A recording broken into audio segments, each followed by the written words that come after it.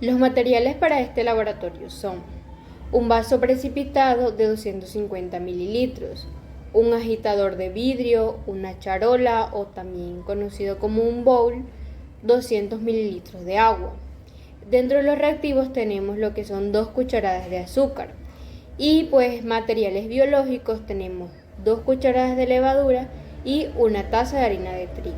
En esta primera parte del procedimiento calentamos previamente agua y tomamos 250 mililitros de esta.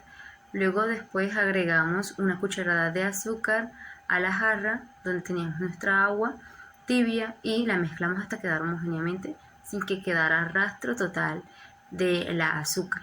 Luego de esto agregamos una cucharada de levadura a esto y lo mezclamos hasta que quedara homogéneamente y no queda rastro de esto. Después de esto tapamos con una toallita la jarra y la dejamos reposar previamente cerca al sol a una ventana que tuviera luz. En esta primera parte del procedimiento calentamos previamente agua y tomamos 250 mililitros de esta. Luego después agregamos una cucharada de azúcar a la jarra. Adicionamos una cucharada de azúcar a la taza de harina y mezclamos hasta que ambas se integren totalmente. Mientras, por aparte, vertimos una cucharadita de levadura a los 200 mililitros de agua tibia.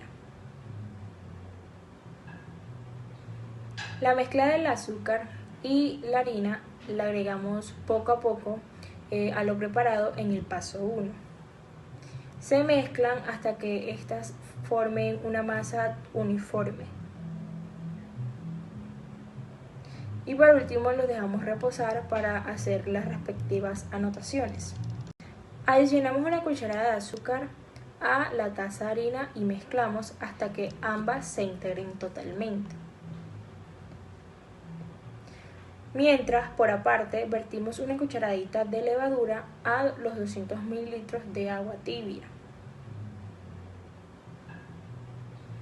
La mezcla del azúcar y la harina la agregamos poco a poco a lo preparado en el paso 1. Se mezclan hasta que éstas formen una masa uniforme. Y por último los dejamos reposar para hacer las respectivas anotaciones.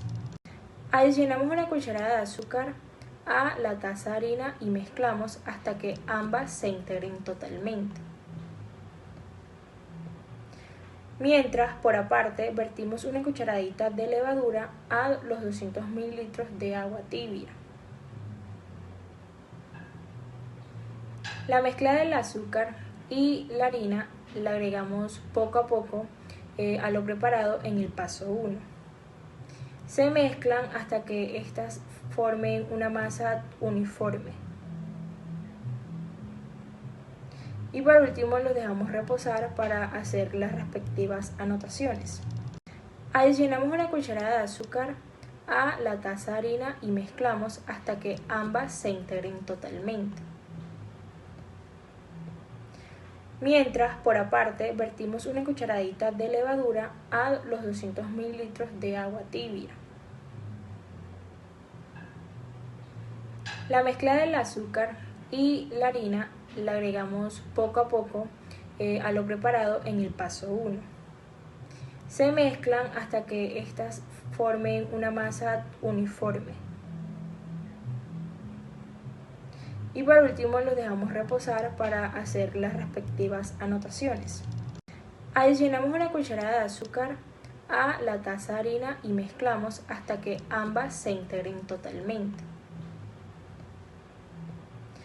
Mientras, por aparte, vertimos una cucharadita de levadura a los 200 mililitros de agua. ¿Qué sucedió con el volumen de la masa y por qué?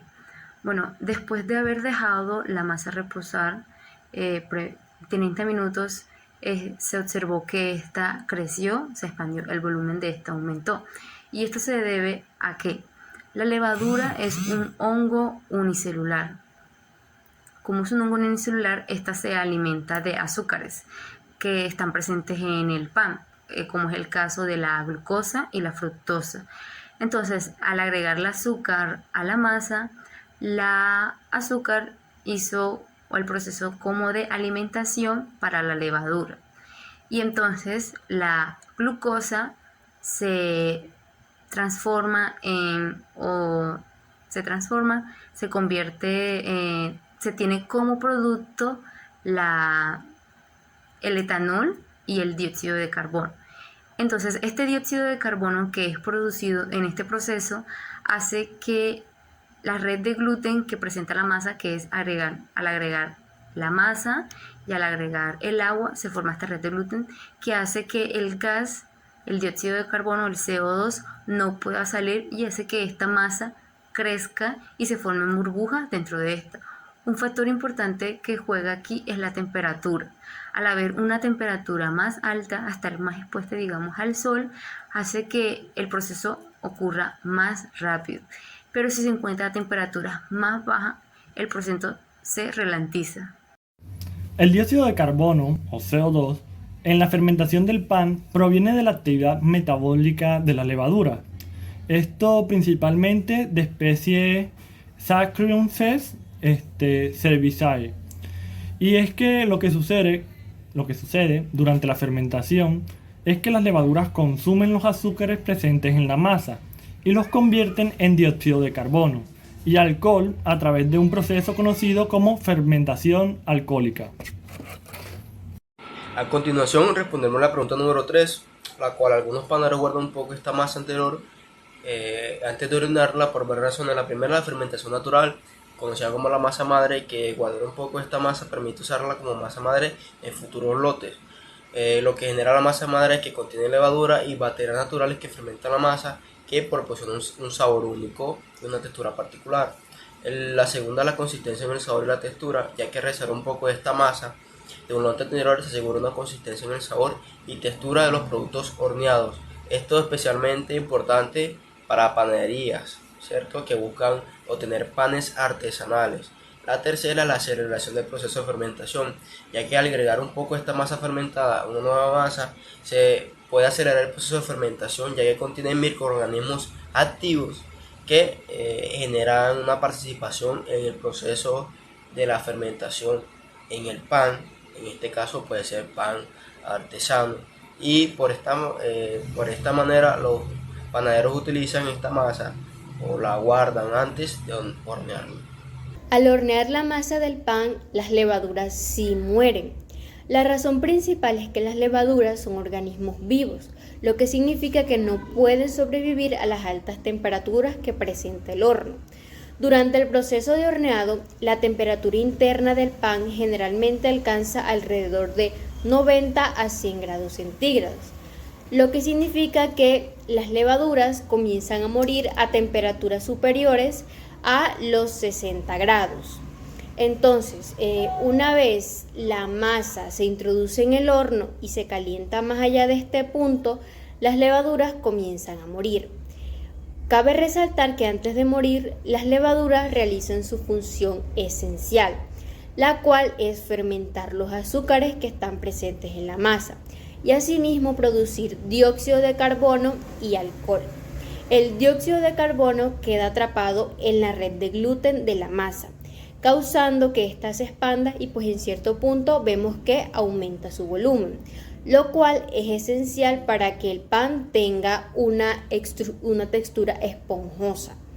Y el calor pues también provoca la evaporación del alcohol producido durante la fermentación. Reacciona la glucosa más el oxígeno para producir etanol y dióxido de carbono. Conclusiones. El dióxido de carbono producido durante la fermentación es esencial para el proceso de leudado del pan. Este gas, generado por la descomposición de la glucosa, queda atrapado en la matriz del gluten de la masa, creando una burbuja que hace que el pan aumente su volumen y adquiere una textura esponjosa. Otra conclusión es que la levadura es un microorganismo fundamental en la elaboración del pan. No solo convierte la glucosa en dióxido de carbono y etanol, durante la fermentación, sino que también libera enzimas que descomponen los almidones de la harina en azúcares más simples, facilitando la fermentación y mejorando la digestión del pan. Y por último, tenemos que la glucosa es la fuente de energía primaria en la levadura durante la fermentación. Su descomposición no solo produce dióxido de carbono, que ayuda a esponjar la masa, sino que también otros subproductos que contribuyen al desarrollo y del sabor, aromas característicos del pan recién horneado. Gracias.